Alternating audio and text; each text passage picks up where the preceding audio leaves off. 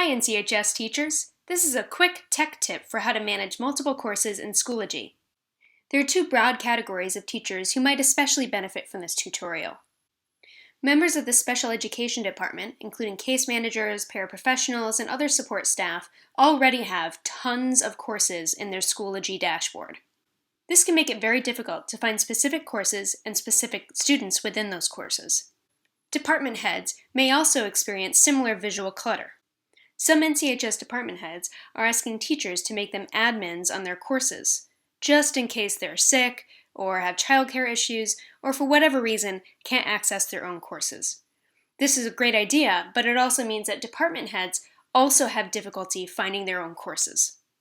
So this tutorial is intended to help you reduce the visual clutter on your Schoology dashboard and make it easier to find specific courses. There are two basic things that you can do to reduce that visual clutter. First, you can add your name to the section name in each of your courses. Department heads, this is something that you can request your teachers to do to help out anyone else who is an admin in that class. To change the section name, open a course, go to Course Options, Edit Info, and you'll see the section name listed. Keep the period number, but add your name. Click Save, and it says the section has been updated. When I go back into my course, I can see that my name has been added to the end of the name of the course, and my name is in the name of the course in the course dashboard. Another thing you can do to reduce that visual clutter and make it easier to find your own courses is to reorder your courses in the dashboard. To do this, click Courses, then My Courses, then Reorder Courses. Then you can simply click and drag.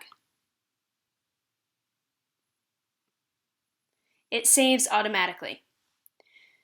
The first 12 courses that you list in here are the ones that will show up in your course dashboard.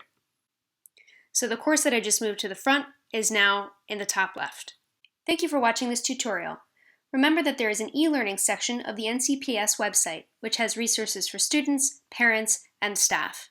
Additionally, NCHS staff can find Schoology-specific tutorials in the resources section of the NCHS staff resources group in Schoology. Scroll down until you find Schoology references and resources.